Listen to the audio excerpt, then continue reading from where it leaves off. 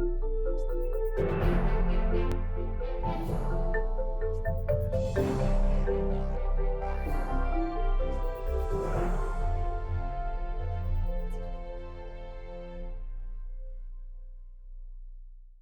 good morning, good afternoon, and good evening, everyone. Welcome back to Hopkins at Home. I'm delighted you're all here to talk about advanced public speaking techniques. Well, this is our third of 3 sessions. And I'm really excited about today's topic because I want to take you inside some of the more advanced techniques that executives and politicians use to create a strong impression on their audience. And these are techniques that all of us can use to be more influential and inspirational when we're speaking with our audiences. In fact, inspiration is going to be a core theme of today's class. Often we conflate the terms persuasion and inspiration, but as we'll learn, they are two different things. And I want to take us particularly inside this idea of inspiration, what it takes to inspire others, so that we too can mobilize, motivate, and inspire others. Well, let's start with today's agenda. As I just mentioned and foreshadowed, we're going to talk about the difference between persuasion and inspiration, come up with a working definition, and think about some situations where inspiration is necessary. Then we'll learn some specific inspiration strategies from my own research, some ideas that perhaps will be new to many of us, but that we might recognize as we reflect and think about what we've seen on television and in speeches and presentations from leaders that we consider inspiring. And then finally, we'll look at a case study, a particular example that I hope will be relevant to all of us from our time in the business world, broadly defined, that we can use and think about so that we can be more successful when it comes to inspiring, mobilizing, and motivating others. Well, we remember that during our last session, we talked about that persuasion is about identifying and satisfying needs. That is, we need to figure out what's keeping our audience up at night. We need to figure out what needs they have, what they're worried about, what's on their mind. And that we want to then make that pain go away. We want to satisfy those needs with products, with services, and with ideas. And the objective during class 2 was to motivate listeners to buy or buy in. That is, to buy the product, buy the service, buy into the idea, and get people to say yes. Now, you'll recall that we learned a 5-step sequence called Monroe's Motivated Sequence, which was a 5-step process that we can use to walk folks through the process. And that framework, of course, was based on cognitive dissonance, the idea that we intentionally want to create a gap between what is and what could be. And by walking our listeners, by walking our audience through those 5 steps, we can motivate them to say yes more and more often. Now, persuasion, of course, is appropriate for a wide variety of situations. But here's the key with persuasion. Folks have to be able to say yes. That is, what we're asking them to do has to be realistic, has to be something that they feel they have an option to say yes or no to. And obviously, we want them to pick the former, not the latter. But then we have this special case of persuasion called inspiration. What is inspiration? In the chat box, can you give me a definition of inspiration? When you think about inspiring other people to do something or inspiring people, what is inspiration about? And importantly, how is it different from persuasion? Let's take a minute or so and write our response in the chat box.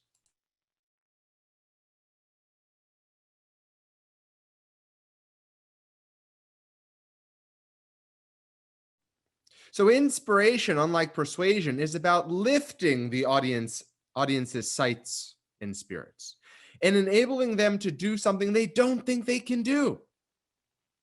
And the objective is to motivate listeners to achieve challenging or seemingly impossible goals. That is, if I want to persuade you to walk a mile, most of us are blessed enough with the opportunity to be able to walk a mile. And you can say yes or no. But if I try to inspire you to run a marathon, persuasion is not enough because most of us don't physically believe that we can run a marathon. That's when inspiration is necessary. Inspiration is necessary when the challenge is really hard, when the challenge is almost impossible, when persuasion is not enough. Whether it's in business and we think about doubling our revenue or doubling our profit. If we think about ensuring that every child has access to a high quality, affordable education. When we think about the possibility of eliminating poverty not just from our state or from our country, but from our world. That's when persuasion is not enough. That's when we need to call on inspiration, when the challenge is really hard, when it might take more than a couple hours or a day or a week to get it done, when it might require our collective forces to get it done within a year or a decade or maybe even a lifetime. We have to look bigger than just yes, and we have to look and call on possibility, not probability. There's this great quote that I love from leadership experts Kouzes and Posner, and they say, leaders are possibility thinkers, not probability thinkers. Leaders are possibility thinkers, not probability thinkers. And when it comes to advanced public speaking, when it comes to inspiration, we too have to be possibility thinkers, and we have to make our audience believe that the future is brighter than the present, that even the most difficult goals are possible. That as we take our audiences into battle with us, to battle injustice, to battle challenges of epic proportions, we have to paint a picture of possibility, not probability. So that's what we're going to talk about today, how to inspire our audience to achieve grand, difficult, challenging goals, even if they seem impossible. And let me add one more thing about the difference between persuasion and inspiration. Perhaps another way to conceptualize the difference between these two ideas is that persuasion focuses on arguments of the mind, where inspiration focuses on arguments of the heart. Well, let's talk about how to do this, because it's not something we're born with. Charisma is learned. The ability to inspire is learned. And after years of studying great speakers, there are 3 techniques that I'd like to highlight today from my own research that I hope we can all think about and use that will help us sound more inspirational as well. Let's talk about these inspiration strategies. But let's look at an example first to get us started. So here we have a quote from Barack Obama from his 2008 Democratic National Committee address. Take a read of this quote and see if you can identify some techniques that Obama used to sound inspirational.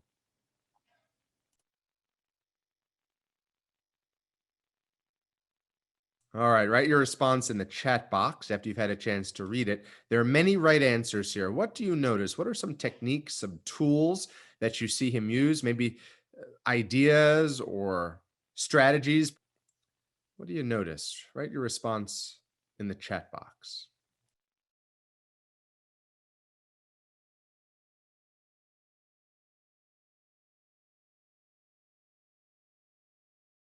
Anaphora, you might recall the repetition of key words or phrases at the beginning of successive clauses or arguments. Notice each paragraph begins with the word we. And then you see an anaphora here in the second paragraph.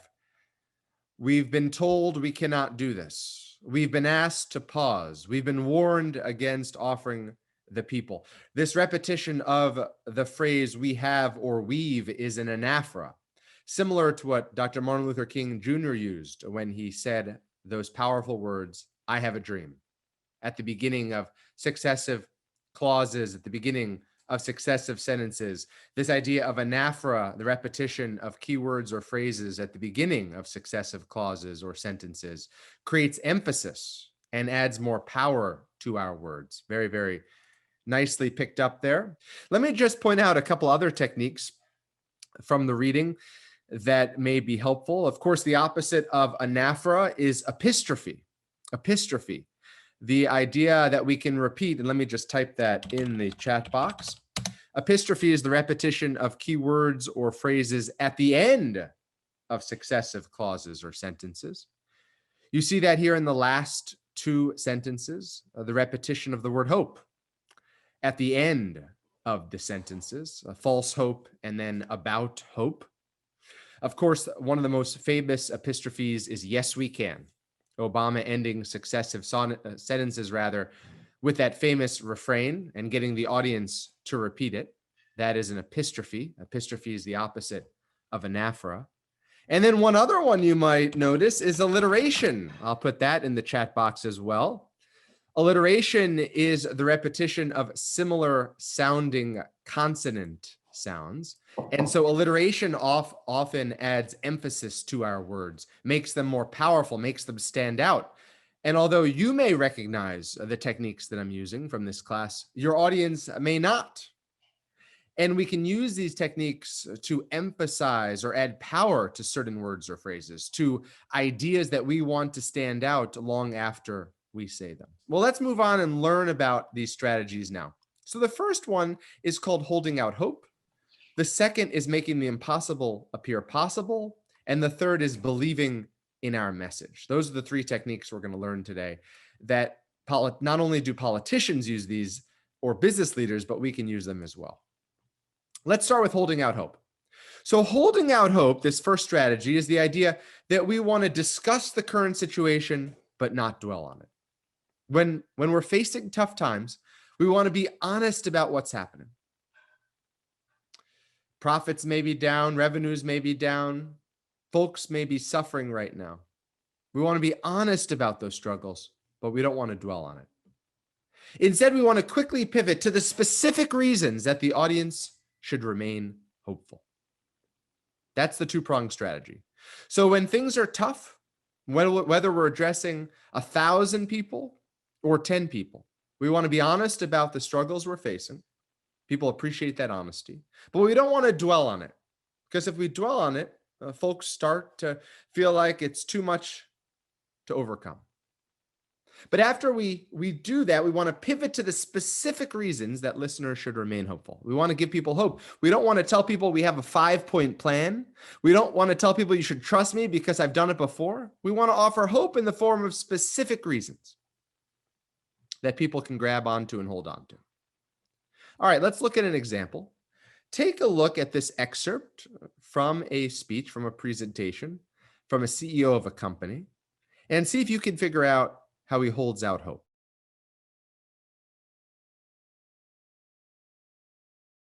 That's it. We have the best people, he says. We have the best product, and we have the best strategy. And so you can imagine then, as this speech rolled on, that the next paragraphs end, there'd be one paragraph on why we have the best people. There'd be another section on why we have the best product. And then finally, a third on why we have the best strategy. Do you notice any other techniques here that we just learned? You see an anaphora there. You see any alliteration here, perhaps? It's a rough ride, and also revenues. The repetition of those R's, hard R's there, also emphasize the power of the message. Very, very good. You also notice a couple other techniques we haven't talked about yet. There's some imagery here of a roller coaster. Rough ride this year. We'll succeed if we keep holding on as though we're on a roller coaster ride, so we can build in that imagery to add some texture to our message. And you'll also notice here a new technique we haven't learned yet, but we've talked about before, called tricolon. And tricolon is the rule of three. Tricolon is the rule of three, just typing that in the chat box.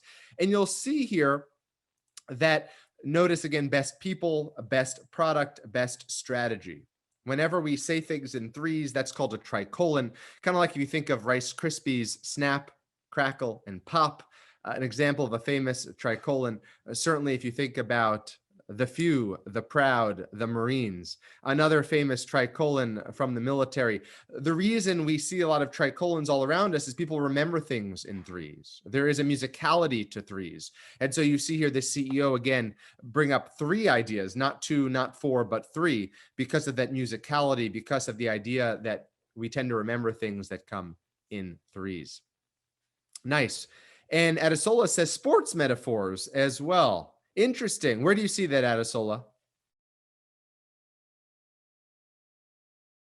Yes, interesting. Thank you for bringing that up. Excellent. It could be business, but it could also be a reference to athletics. So the idea is we want to build in that texture here to get people to feel empowered that they can tackle, to use, to play on Adesola, your choice of words, that they can tackle anything that stands in their path. So notice, to hold out hope, here's the key, folks. Be honest about what's happening, but don't dwell on it. Quickly pivot to the specific reasons that your audience should remain hopeful, and then build out those reasons in a little more detail. That's what we do to hold out hope. So when times are tough, this strategy is something we want to have in our back pocket. And it works not just if students are facing tough situations, but if employees, if citizens are facing tough situations, this strategy comes in handy. We want to remember that the future is brighter than the present. That's what gets us to follow people in the battle. That's what gets us to hold on to ideas and to possibility, even in the darkest of times. Well, let's move on to our second strategy then, called making the impossible appear possible. A couple of you pulled up that word impossible or impossibility in the chat box when we were talking about defining inspiration. And in my book, I've talked a lot about inspiration and about impossibility because we are taught when we're young that nothing's impossible, that we can achieve anything we put our minds to. And then as we get a little older, we start to look at the world a little differently. We start to think, wait a minute, we have to be realistic. We have to be practical. No longer should we dream big. No longer should we reach for the stars. And we've got to get some of that practicality out of our heads and instead try to reach for impossibility. And that's super important when we're trying to empower, mobilize, and inspire others. There are two ways to do this, to make the impossible appear possible, at least linguistically, at least when it comes to speeches and presentations. The first is to break the goal into logical steps. So even if we're trying to eliminate cancer, even if we are doing a moonshot and we are trying to show people that we can eradicate cancer, maybe not today, maybe not tomorrow, but in our lifetimes, we will see an end to this horrible, dreaded disease that has taken so many. We want to lay out the next few steps that we are taking. And as we begin to lay out those steps, folks start to believe that we can get there. We want to show people how we are making incremental progress toward that goal. What step we should take first, what step we should take second, what step we should take third. And then our minds start to go up that ladder closer and closer to reaching that goal. So the idea here is that if we want to show incremental progress, we want to paint a picture through words of the steps that we want to take and pull our audience up those steps with us. So think about my idea earlier about running a marathon. You may believe that running a marathon is impossible, that all of us could never run a marathon. But what if I started talking about some steps that we could take to get there? First, we're going to walk a mile. Of course, we'll be socially distant during these difficult times, but let's all meet somewhere near Hopkins, near Homewood. And may not be possible since we're a little spread out right now, but we can all perhaps virtually walk at the same time. Walk a mile together. That seems feasible, doesn't it? And then maybe we'll get a virtual trainer who will start to work with us once a week and walk us through the steps that we can take to begin training our body. And then maybe we could talk about diet and get some tips on changing our diet and eating appropriately and getting our body in even better shape. And then maybe a month from now, we can go on a short run. We could eventually work up to running a mile together at the same time, no matter where we live. And slowly but surely, we start to think, well, wait a minute, maybe I could run a mile. Maybe I could run a couple miles if I had the right training and the right motivation. And we start to feel that over a period of time, we could eventually get to that seemingly impossible goal. So let me ask all of you, just a question for everyone in the room today. Anyone here want to run for office? Anyone here have an interest in elected or appointed office? Anyone here want to serve, even locally? Nobody in this room wants to get into politics. I understand it's a little bit of a tough time. Well, you know, it's funny, when I started teaching about more than a decade ago, actually now, I used to have a number of hands shoot up. And it's sad almost that over the years, fewer and fewer people have wanted to run for office or serve in some sort of political role, even at the local level. Sometimes I get folks who say, I want to run for school board, and that's always nice. But I had a student in my class named Scott, and Scott raised his hand and said, I'd like to run for office. I said, all right, Scott, what office are you going to run for? He said, I'm going to run for Congress. You could hear the snickers in the room, because anytime someone says they want to run for Congress or some big office, folks start to doubt whether this is ever going to happen. It's impossibility at its finest, a big, difficult goal. I said, all right, Scott, well, you want to run for Congress, so tell us, what are you going to do first?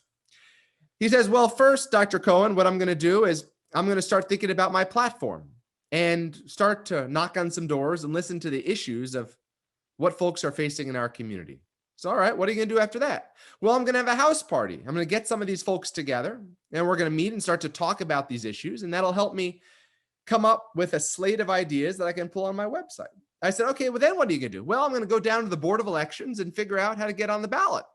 And I'm going to start to collect those signatures with the help of these folks who have come to this party and others that I'm going to host so that I can get on the ballot. And then what are you going to do? Well, after the website is launched, I'm going to get some help from the local party and start raising some money and start sending out some appeals and putting some letters on people's doors and sending out some direct mail and doing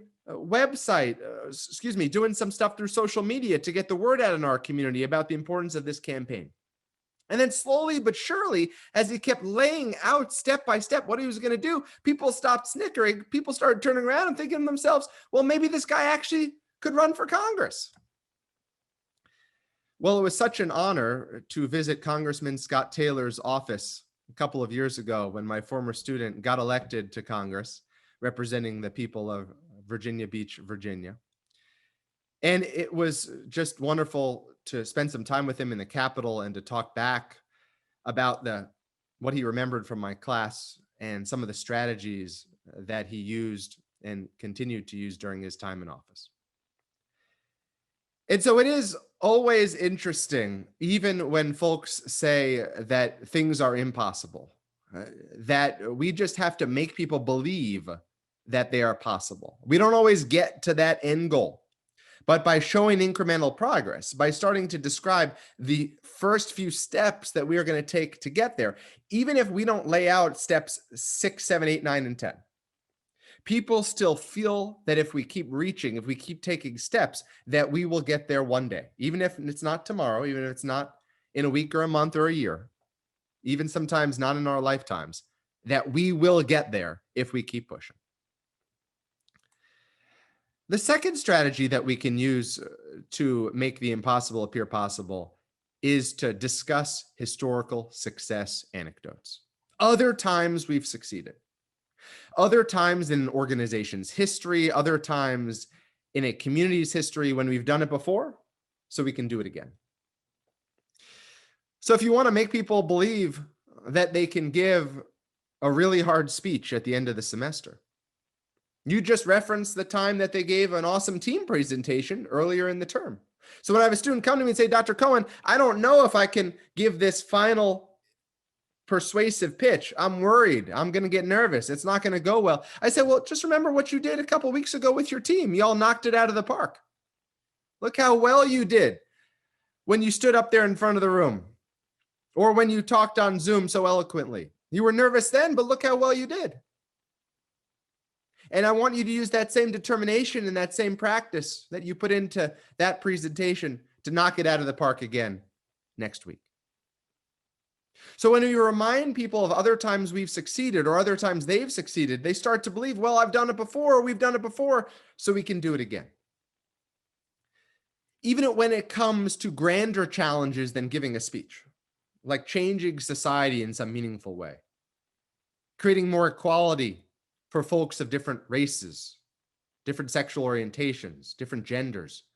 Talking about other times when we have knocked it out of the park in terms of overcoming civil rights challenges in our nation's history or in our world's history. Talking about other times when the people rose up, when said, this is not fair, this is not right, and referencing those moments, describing those moments can give people hope, can make them feel, well, we've done it before. We've overcome that challenge before.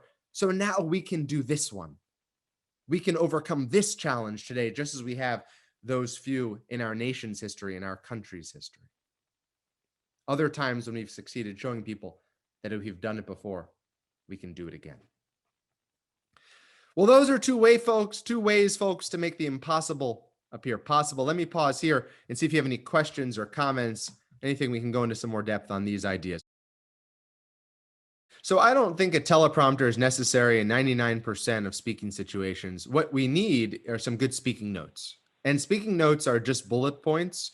Maybe you organize, let's say, your talk according to Monroe's motivated sequence, for instance, and you have a few bullet points under each step of the key ideas that you want to cover. And Bill, that's where you can add a couple bullet points of some words or phrases that you want to make sure to say. So by emphasizing those key quotes, those key words or phrases, you'll make sure that you get those out the way that you want to say them. And of course, you will have practiced those remarks long before you ever stand in front of an audience. But unless you're giving a political speech where every word matters, where folks are going to interpret what you're trying to say word by word, or unless you're speaking, let's say, to a huge crowd in a huge assembly hall, teleprompters are often not necessary. Even for TED Talks, those are memorized talks.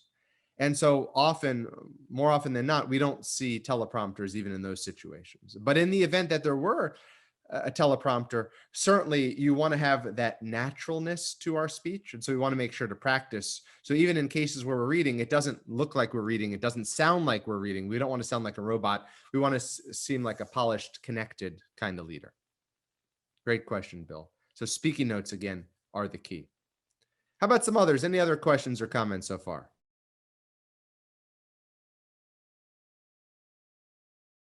Yes. Even in COVID, what are the steps we're going to take? And certainly, I don't want to get into politics here, but there are different strategies that we could lay out that the American people could take or folks in other nations could take. This is what we're going to do first. For instance, there could be either a mask mandate or maybe other strongly encourage the use of masks. There could be, for instance, strict social distancing. We could close down this or reduce capacity in certain restaurants or bars. And you start to lay out the steps one by one that we're going to take over a period of time, and it starts to feel much more achievable. Great. Well, let's move on to the last strategy here, which I think is the most powerful at all. But first, I just want to ask you, how will you make a challenging goal seem more achievable? To Megan's points, we all have some challenging goals that we need to overcome. So I want us to start thinking about this because in a moment, we're going to apply this to a case.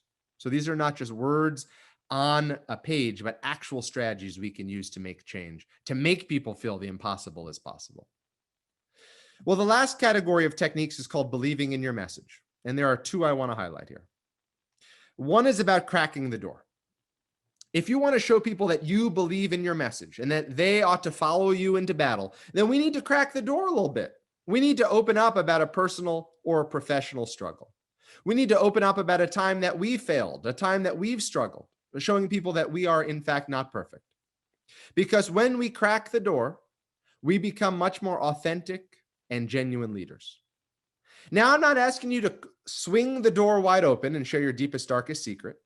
No one wants to hear about the fight you're having with your spouse or partner or significant other. No one wants to hear about how your kids are driving you insane. But I'm talking about cracking the door. I'm talking about sharing a time you struggled, a time you failed, a time when you weren't perfect. And when we open up about these struggles, we humanize ourselves. It becomes much more easy to relate to us. I think about Steve Jobs' famous commencement address at Stanford and how it was basically framed just around 3 stories about times in his life when he struggled. There are so many leaders who open up about moments of failure, moments of challenge, because we see ourselves in them. We realize they're not perfect. They are real. And so if we can crack the door too, then we can show people that we believe deeply in what we're saying. And it gives folks a reason to believe in us and to believe in the mission and to believe in what we're saying and what we're doing, that this is the right path forward. We're taught from an early age to be perfect. Many of us, at least, we're taught that we should not show weakness or failure. But actually what we learn through research, what we know from Brene Brown's work and her wonderful TED Talk, through Daniel Coyle's work and others, is that opening up actually is what audiences want. They don't want a perfect speaker. What they want is to see that authenticity on display, that gives people a reason to believe in us and our message. I think, for instance, and I want to do an example here. This is Kim Scott, who is an Apple executive and a Google executive, and she opens up about a time in her life when she struggled. Let's watch this video. And for those of you who can't watch it in real time, I have the bit.ly link here. Abby, maybe you could copy that link real quick and put it in the chat box for folks. I'm going to play it live on my end, a local copy of it, but in case you're having trouble watching it, you can just pull up that bit.ly link and you can watch it on your own. We're just going to watch a short excerpt starting at the 2 minute and 29 second mark, and you can take a look at it. Thank you so much. There it is in the chat box.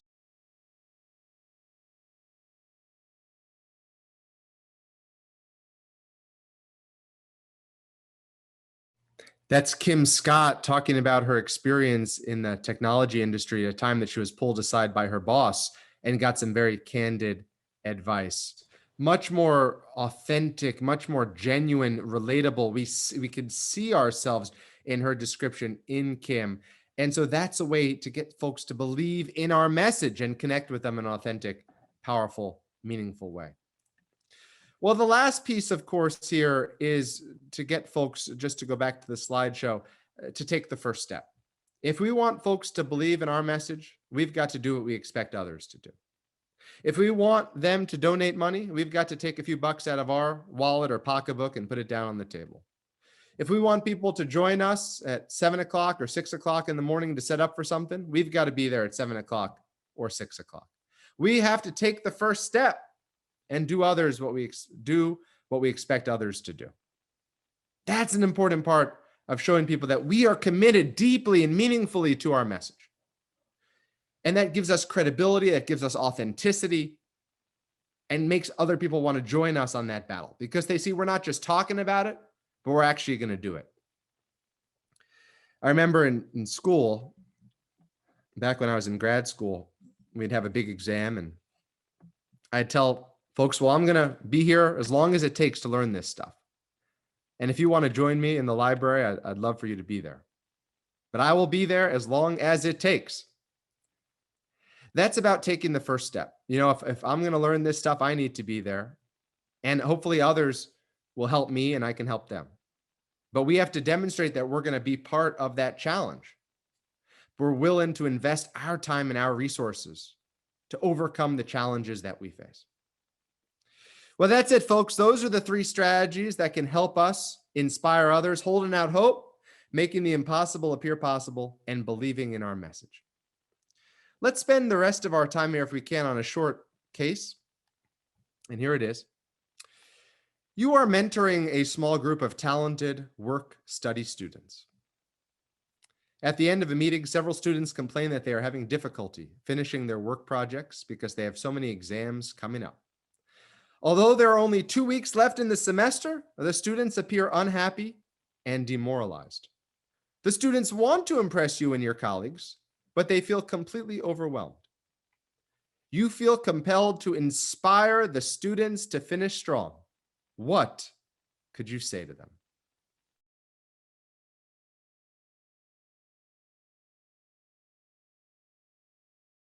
Love it. Great job. And you can see here, not just, and thank you so much, by the way, the volunteers that I put on the spot. I really appreciate your courage. But to everyone who implemented the ideas that we learned during today's workshop, holding out hope, making the impossible appear possible, and believing in your message. Well, that's it, folks. You are now equipped with some tools of inspiration, some new strategies and ways to not just persuade your audience, but to inspire and to mobilize them, to help them think bigger. And now more than ever, in these difficult times, we need leaders who will lift sights and spirits and enable all of us to do difficult, challenging, or even impossible things. That remember, now more than ever, we don't need more arguments of the mind. We need more arguments of the heart. And the strategies we've learned today are usable, are real. And although we know how they work, our audience won't. And so by practicing them, by working them into our speeches and presentations, we can make a big difference, not just in small issues, but in big ones as well. And I hope I've helped empower you, not just today, but over our 3 sessions together, to think differently about public speaking and communication, and about the power of the voice, the power of the words to electrify audiences and to do big, important, meaningful things. Well, I would love to keep in touch with all of you. As I've said before, you are welcome to follow me on LinkedIn. I would love the opportunity to hear from you, to read about what you're doing, and also to share with you. About once a week or so, I post a variety of tools and techniques on LinkedIn. And let me share my link in the chat box. There it is. Please feel free to connect with me if you haven't already done so. I'd also love to comment and read what you are posting as an effort for us to stay together as a community. And I also want to invite you to take a look at the different programs that we have at the Johns Hopkins Carey Business School. We have a variety of executive education courses in business communication that I and some of my colleagues teach on some of these topics in more depth. Currently, we're offering them online. These are wonderful 2 or 3 day experiences on a variety of communication topics, including effective workplace presentations, persuasive communication, and business writing. So do take a look at those and see if any of those tickle your fancy and might be something that you want to explore in more depth. It has been wonderful to spend time with you, and I really appreciate your taking time out of your busy schedules to be part of this Hopkins at Home experience, and to give you a taste of some of the ideas that we cover in these longer executive education courses and our credit courses at the Carey Business School. And I want to leave you with one idea, and that is this. If you use these techniques, not only will you be good communicators, not only will folks look at you differently, but for the first time in a long time, people will follow you. People will believe in you, and people will implement your ideas. Go out there, go get them, and create big change in the world. Bye-bye, everybody. Thanks so much for joining.